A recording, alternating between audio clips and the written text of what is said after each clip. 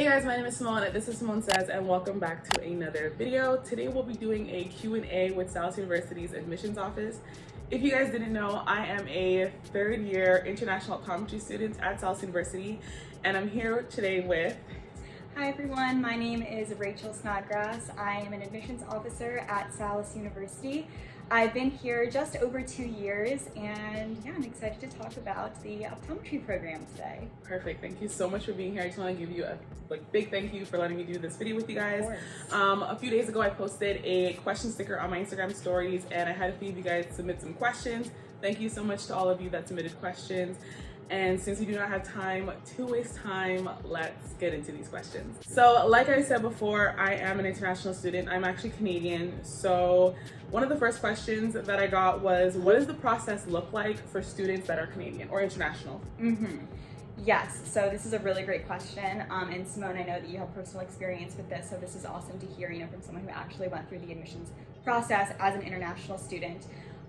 Basically, when it just comes to applying, no matter where our students are coming from, they all apply the same way. It is through the OptomCas application, which is a centralized application system that candidates can use to apply to multiple optometry schools with one centralized application. So no matter where our students are coming from, they actually all use the same application system through OptomCas, with all of the same, requesting transcripts, uploading standardized test scores, letters of recommendation, everything like that is all through that application system. Okay, and I'll make sure to leave some information about OptomCas in the description box down below. So the next question is actually another question kind of more geared towards Canadian students and international students. How do we know if we're meeting the course requirements? Yes, so when it comes to the specific courses, like if you were wondering if a certain prerequisite that you took is, for example, writing intensive, but it's not called English, you could actually just submit the syllabus to the admissions office, and what we can do is just cross-check it with the department and make sure that the actual course is writing intensive and could count for English, for example. And that goes to, that rings true with the other courses as well. If you took a course that is the exact name of a prerequisite, as long as we cross-check with the optometry department, that's fine. And we just have it reviewed and approved if all looks good. I know when it comes to reviewing certain grades, like I know, for example, in Canada, our minimum prerequisite requirement is a C-, which when converted into the Canadian grading system is a 65. So that is what we consider for our Canadian students as a C- or higher. So that's kind of where that conversion looks like. That makes sense. The next question is it the cumulative undergrad GPA that is taken into consideration? Yes. So when we're looking at GPAs, we look at a couple different GPAs. We see the overall or the cumulative GPA, as well as the prerequisite GPA and the specific science GPA. So we actually kind of look at all of them individually and also holistically. So we can kind of see them, in those different groupings, and, as well as the other aspects of the application and, what type of courses were taken, when they were taken, things like that. But we do look at an overall, a prerequisite, and a specific science. They're kind of broken down that way. Okay, that makes sense. So next question, for someone just starting their optometry school journey, how would you find what the prerequisites are? Yes, so we update each cycle all of our prerequisites on our website. It's on salus.edu. And it's under optometry, and then for the optometry traditional program, it is under the application process section. All of our prerequisites up to date are on that website. Okay, and I'll make sure to find that link and leave it in the description box down below for you guys as well. That brings me to my next question, which is if an applicant has, I got a lot of questions like this, even before this video, a lot of people would say I have this, I'm really good at this, I'm really good at this, but this is really lacking. So somebody asked, if an applicant has a really good GPA and extracurriculars, but they didn't do so well on the OAT, are they still competitive? Yes, this is a really, really great question, and we see it a lot in the admissions office too. And when it comes to, boosting candidacy and improving, just the competitiveness of an application, of course, we say going above and beyond minimum requirements is what's going to boost candidacy and just make an applicant more competitive. When it comes to the OAT specifically, our committee likes to see scores around about the 50th percentile. And while, we do take a very holistic view at applications, meaning we are going to see, the extracurriculars, the shadowing, the GPAs, everything like that.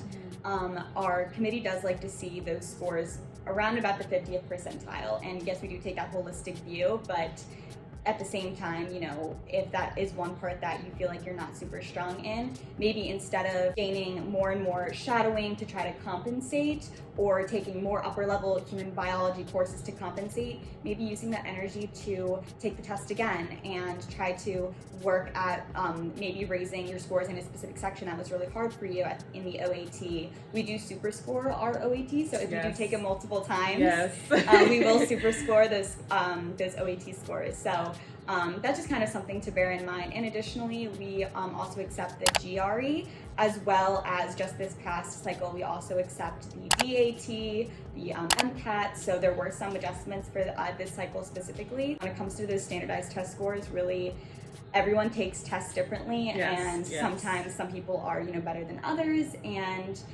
when it comes to just, you know, really improving those scores, whatever you do best to prepare for this standardized test, you know, you could always do it again, and we will super score those scores anyway. So we do look at it holistically, but if you have the ability and the time to take the test again and maybe improve in certain sections, that might be more beneficial to boosting candidacy again.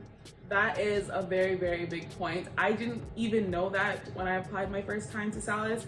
When I did my interviews, when I really found out that they basically take, what she was saying about the super score is that they basically take the highest grade from each section. Is that how it goes? Exactly. So they take your highest score from all of your attempts for each section. So when you do that, my score looked amazing, even though my OAT scores were something that I was a little worried about, because although math and I think the reading portion just seemed like so simple, it was kind of difficult for me to do that in the testing environment. So I didn't do too well first time around, and that's why I took it a second time.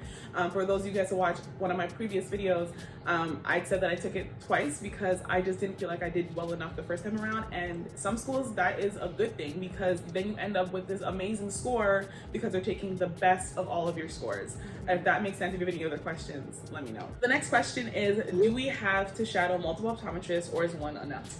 Yes. So at Salus, this cycle specifically, we recommend 25 hours of shadowing. However, 10 hours is the only requirement, which could be, you know, a few different shadowing opportunities, or it could be all done with shadowing one optometrist. What we recommend is to shadow in multiple different settings, see different ODs, be in different kind of, you know, a more clinical facility versus a private practice type facility, just because we feel it gives a nice well-rounded view of the profession.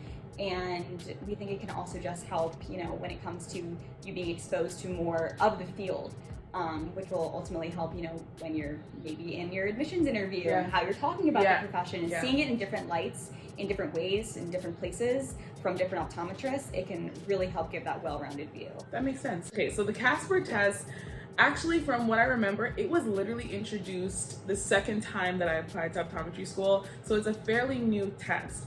But how much weight is given to the Casper test, and what is it for those of us that don't know what it is?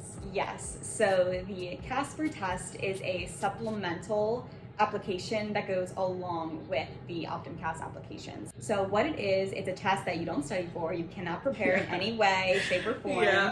You are basically tested on things like morals and ethics and things that you know, don't really learn in school or at university or things like that. We have gotten a lot of positive feedback from candidates and students who have taken the Casper, because they feel like it can kind of showcase them in a different way than, you know, all the other aspects that you are, you know, to show in an optometry application. Yeah, it's just a supplemental portion. It helps our committee out when it comes to, you know, looking at candidates in a different way. That makes sense. It's actually a pretty cool test, but I didn't even, like, it's so weird because growing up in school, you know, you're like, okay, study for this test, do the test, but this is a test that you literally cannot study for. Moving right along to the next question, which is, can a student reach out to the admissions office to go over their application before submitting it? Yes, absolutely. We call these pre-application counseling sessions, and we absolutely recommend them. And we feel it can really ease candidates, kind of, you know, give them peace of mind when it comes to, you know, sometimes if you're looking at a bunch of different schools, you may think, what do I need? What don't I need? What should I take? What do I not need to take? What do I need to take again? You know, all those thoughts. So a pre-application counseling session is really, really beneficial for our candidates, and we definitely recommend them. And if you'd like to schedule one, you could reach out to the admissions office here at Salus. You have a one-on-one counseling session with an admissions representative like myself or one of my colleagues, and we really go through, transcripts. We look at what you've been doing maybe with your extracurriculars, your shadowing experiences, how you're preparing for your standardized test. So it's really, really beneficial for candidates. That is amazing. I did not even know that. Like, I was always the type of person that would email admissions for all of the schools that I applied to and kind of just gauge where I was at with my application. But I did not know you guys like encouraged it and like wanted your students or wanted applicants to reach out and be like, okay, is my application up to standard? Like, am I competitive? That is a really amazing service. Wow.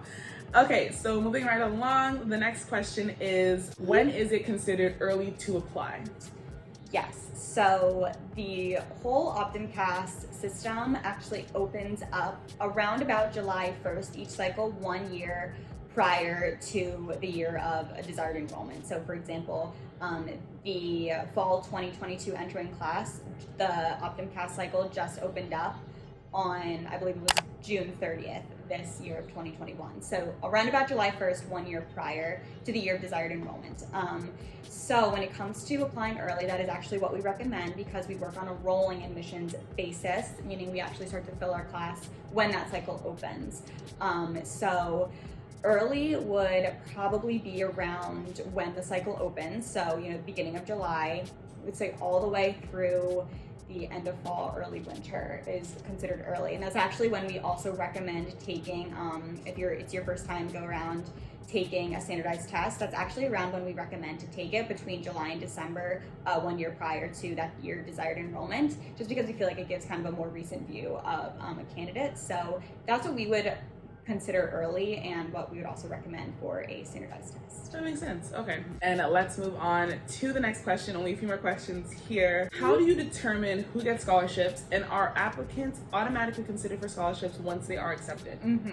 So we actually do have merit-based scholarships, and they're not ones that you apply for. We have a limited number of dean and provost scholarships, and they're not what you apply for. You're actually automatically considered for them just by applying, and if accepted, and if you were granted a scholarship, you would be made aware with your acceptance letter. So you don't need to apply for them.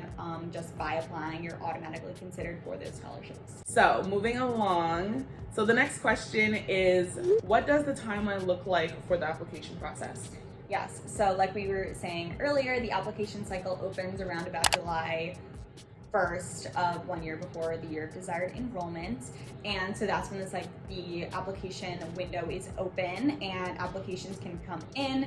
And then it isn't until around September when interviews are initiated and scheduled, and that is when we start filling the class after the admissions interview. The time between actually applying and potentially being granted an admissions interview varies from candidate to candidate. It usually depends on the applicant pool that cycle, but once and if a admissions interview is granted, it is about a week to 2 weeks from the admissions interview to when a candidate receives an admissions decision. So after the interview, things move pretty quickly from then on. The class fills around March of the year of enrollment. So like this year, around March 2021 was when our class came to capacity and we started to build our standby lists. Okay. So, and then application window closes also March 31st of the year of desired enrollments. Oh, and I just want to make sure you guys understand, not every school has the same deadline. Like, almost every single school has a different deadline, so don't think that all schools' deadlines end in March. Some schools are in January, some are in February. I think Waterloo is even in the year before you even want to get into the school. So make sure you look at the deadlines for the school that you want to apply to. Okay, so the next question is, have there been any drastic changes to the interview process due to COVID? Yes, so the modality, of course, was totally different. However, the actual, content of the interview day stayed pretty much the same. So what we did, of course, is we went to a fully virtual interview process where we were able to still meet one-on-one with our candidates, and we also once a week had our candidates have the opportunity to attend an overview with the dean of the department. Her name is Dr. Melissa Trago, and she would give the overview once a week to the candidates, where it's kind of a really nice, thorough overview of what it looks like from year 1 to year 4, and just a lot about Salus and PCO. And that's actually what we would do on the interview day when we were able to have students come right to campus. We would start the day with an overview, followed by the admissions interview, and then a tour of the campus, the facilities. Yeah, I remember. And so the modality, of course, changed, and then we have a virtual tour that is on our website that we encouraged our candidates to check out when they couldn't actually come and see campus. But it, was a pretty nice look at classrooms and labs and other campus facilities. So the content was the same, the modality was a little different. Okay, that makes sense. Is that like virtual tour open to everyone? Yes, it is. I believe as soon as you go to salus.edu, I believe it's the first thing you see when you go on. Okay, well then I'll leave a link to that in the description box down below as well. I was actually rejected from the first optometry school that I applied to, and the first thing that I did after being rejected was reach out to them. So do you think that reaching out and asking how an applicant can make their application better is a good idea? Absolutely. And just like Simone was saying, I think it is really beneficial, especially if you are about to start another application for the next cycle, and you really just want to see where can I really improve, what were the parts of my application that I can really work on this application cycle to boost my candidacy. And that's where it's really awesome to connect with admissions offices, because we would like to sit down with you and guide you and really just point you in the right direction to how you can boost that candidacy for the new cycle. So absolutely, it's a great idea to reach out to the admissions offices. But it does show a lot of grit, and that definitely doesn't go unnoticed from an admission standpoint. That's good to know. Yes. Okay, so last 2 questions. How important is extracurricular activities, volunteer work, and shadowing? And are there any requirements surrounding that? So when it comes to the requirements, I know we touched on it a little bit earlier for just shadowing specifically. In our shadowing, it could be from working experience or volunteering experience, or just shadowing. It was reduced from 25 hours, which is what we still recommend, to 10 hours. And this cycle specifically too, even if that was difficult, we also had an alternate option, because depending on where people were in the world, it wasn't the safest to shadow and be in a clinical facility. So we did have an alternate option, which we still do have, and anyone can reach out to us with any questions about that. But again, we definitely think that any way to be involved when it comes to different shadowing opportunities, seeing different optometrists in different settings, is really great. Just helps with that well-rounded view of the profession, but also different extracurriculars like in undergrad and things like that we feel can really show leadership abilities. It can show time management, playing sports. We feel that can just really show those qualities that at the undergrad level, while you're taking these science classes and things like that, while also balancing these other things, it can really shine the candidate in a great light when it comes to admissions. It can just show those other qualities that we feel like produce great optometrists. Those qualities are important. Yeah, they are. And they start with having those experiences under your belt. So we think they are really great if you can balance them. Exactly. I just want to give one piece of advice. Even if it's the most smallest thing that you did, if you did it and you got some kind of award or certificate for it, put it on your application, because there's so many different parts to who you are. And if there was any kind of recognition that went along with that, that can be something that shows that you are a well-rounded candidate. And I think that's so important to display every single part of you that you can. Absolutely. Plus, when you're in your admissions interview, the more that you can touch on these different experiences you had, or this thing that you were able to lead or be a part of, and there's motivation behind it, there's passion behind it, and you're excited to talk about it, that makes a really great interview experience. So that's just a good tip to have. Yeah. And that actually brings me into the last question. I got this question from a friend of mine, and I thought that it was a great question. I could not put it in. So when writing a letter of intent, and I definitely struggled with this a little bit when I first started out, how much detail should an applicant include about unique life challenges and minority status? Yes, so we feel like this can really be up to the individual, and if they feel that, you know, this certain experience that they went throughout their life was a huge testament to who they are as a person, why they chose the path of optometry, anything along those lines, and of course, you know, their comfortability with sharing those things in a personal statement or in their admissions interview. We think it could be really great to showcase the candidate in that way, of course. You know, it's different for each candidate, you know, what they would like to share, but if it's a huge part of that individual story that they want to include in a personal statement, I think it could be really stand out, and I think that could be a great addition to a personal statement. That's a great thing to hear. I think in my application letter, in my letter of intent, my brother has Down syndrome, and I think that's something that I definitely wrote about because like seeing him with an optometrist a few years earlier or a few years prior was something that kind of also geared me towards this profession. It's really nice to hear that like those kinds of experiences should and are encouraged to be in your letter of intent if you so choose.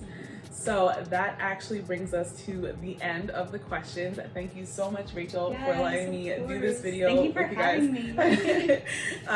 If you guys like this video, please make sure to give it a thumbs up and share it with anyone that you know is applying to optometry school. If you yourself are applying to optometry school, make sure to save it. If you have any more questions, please let me know in the comment section, or you can send me a direct message. And like Rachel said earlier, don't be afraid to email them and ask them any questions that you might have, because as you've heard today, they are very open to answering all the questions that you might have. So until next time, guys, stay hydrated, stay motivated, and mind your business. I'll see you guys in the next one. Bye.